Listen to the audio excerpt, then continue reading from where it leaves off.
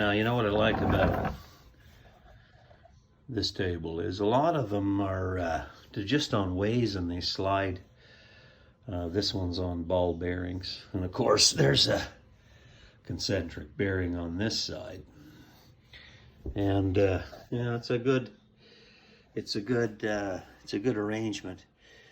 The shields go separately, so you can replace the bearings and bring her into snuff. These two just split apart, so you never have to make stuff. But if you're wondering what this is, it's a sliding tenoning table. And so it comes past your shaper knives and does just wicked work. So that'll go with my top mount spindle.